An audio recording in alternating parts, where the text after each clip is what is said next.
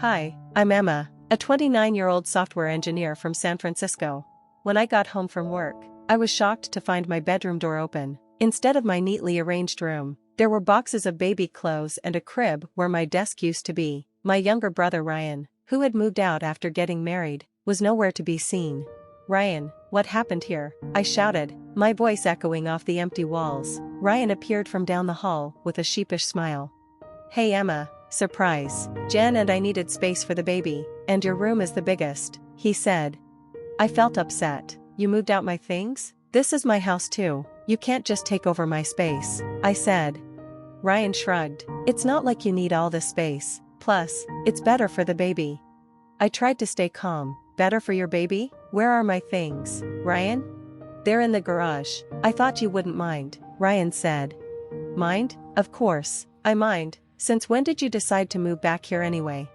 "We're tight on cash, and this place is as much mine as it is yours." Mom and Dad agreed, Ryan said. It hurt that our parents had taken his side without considering that I had been paying the mortgage and expenses for years. This wasn't just about space, it was about respect. "So you all just made this decision without talking to me?" "I pay the bills here. My money keeps this house running," I said. Ryan crossed his arms. "Well, maybe it's time you stopped. We'll take over from here." I was stunned. "You and Jen can't even handle your own rent, and now you want to handle a $66,000 mortgage? That's a joke." "We'll figure it out. We always do. Why don't you find a smaller place? It'll be quieter for you, with no crying babies," Ryan said.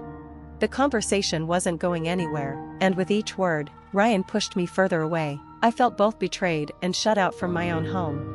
I knew I had to make a choice, stay and fight for my space or leave and let them face the consequences of their decisions. Looking around at the remnants of my life, the choice was clear. "Fine, Ryan," I said quietly, my energy fading. "I hope you figure it out, but don't expect any more money from me."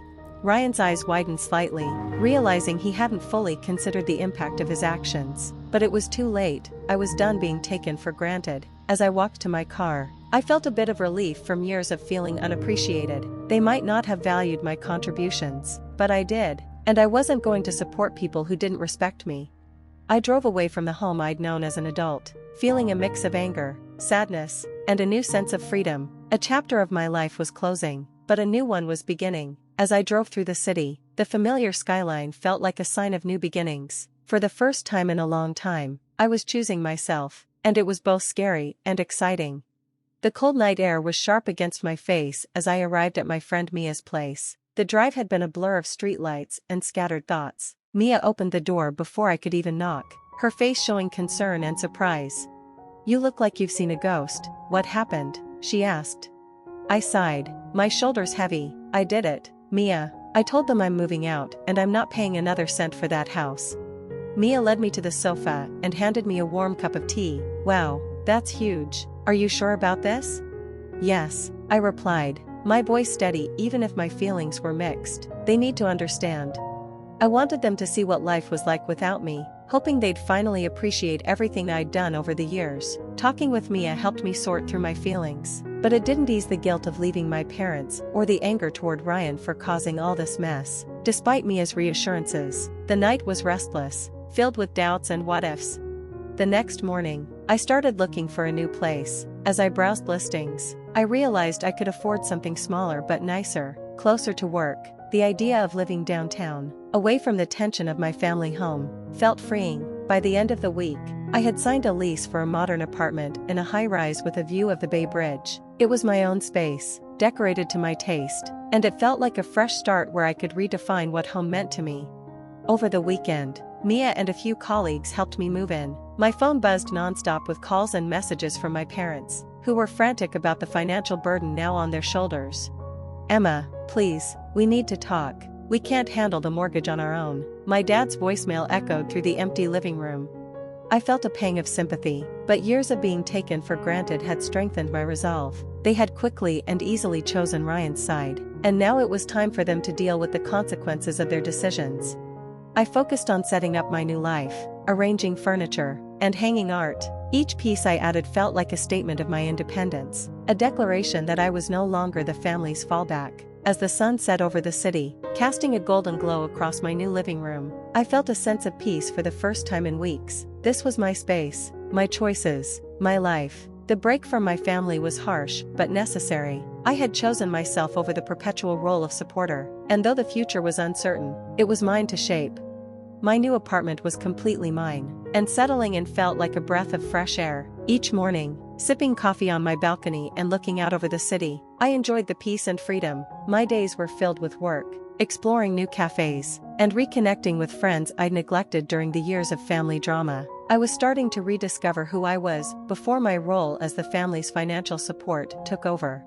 However, as I built my new life, my old one was falling apart. My phone was constantly buzzing with messages and missed calls from my parents, who were struggling without my financial help. One evening, after a nice dinner with friends, I saw multiple missed calls from mom and dad. I hesitated but decided to listen to their voicemails.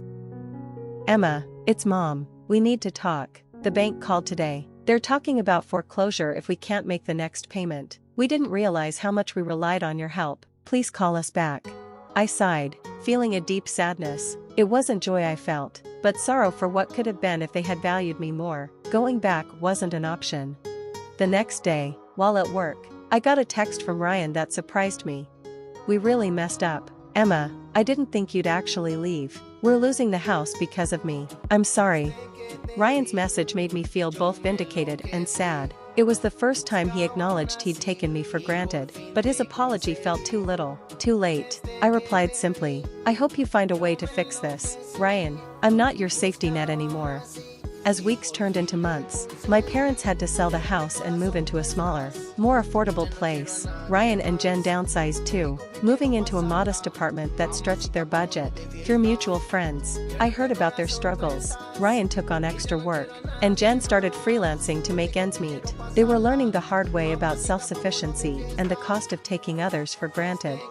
Even though they were struggling, I found it hard to feel happy about their situation. There was no joy in their hardship, only a quiet recognition that this was a necessary chapter for all of us. They needed to experience life without a safety net, and I needed to follow my own path without carrying their expectations. My decision to step back had sparked change, not only for me, but for my entire family. We were all adjusting to new realities, and while the distance between us grew, so did my confidence in my choice. I had prioritized my well-being, and each day, the guilt faded, replaced by a stronger sense of self. Living in my high-rise apartment with the cityscape before me, my life found a new rhythm filled with possibilities and personal achievements. The freedom to make my own choices, free from family expectations, was exhilarating. Each day, I immersed myself in work and passions, finding joy in things that once seemed out of reach. My freelancing career flourished with the extra hours I could now dedicate. I expanded my network, took on challenging projects, and saw my reputation as a skilled software engineer grow. This success brought financial stability and a sense of accomplishment that was entirely my own, untainted by family obligations or guilt. But even as I thrived, the shadow of my family situation lingered. The family home, once a symbol of shared memories and unspoken agreements of support, was sold, marking the end of an era. My parents, now living in a modest condo, were beginning to grasp the weight of their previous expectations and the consequences of their choices. One quiet evening, as I looked out over the city lights, I received an email from my mom, something I had both dreaded and anticipated. She wrote about the house sale, the pain of downsizing, and the lessons they had learned. Most importantly, she offered a heartfelt apology for taking my contributions for granted and acknowledged the unfair pressure they had put on me. Reading her words, I felt a mix of relief and sadness. It wasn't the joy of vindication, but a somber acceptance of how much had changed. I replied with careful and honest words, expressing hope for their new beginning and a desire for a future where we could reconnect, not as dependents and benefactors, but as family. As weeks passed, our communication, once tense, began to soften. We shared updates and small talk, rebuilding bridges that had seemed irreparably burned. Ryan also reached out with more thoughtful and mature messages. He shared news about his growing family and new job, showing he was trying to make amends through actions rather than words. Meanwhile, I continued to build my new life. I explored new hobbies, made new friends, and traveled. Each experience added layers to my identity that were uniquely mine. I learned to balance the joy of independence with the often difficult dynamics of family relationships, the poetic justice of their situation, the consequences they faced, and the growth we all experienced didn't come with a neat, storybook ending. Instead, it was an ongoing journey of learning, understanding, and, most importantly, forgiving, at a pace that respected all our paths. In this new chapter of my life, I found not only success and independence, but also a deeper understanding of forgiveness and family love. It was a beginning that promised not just happiness, but lasting peace, shaped by the challenges of the past.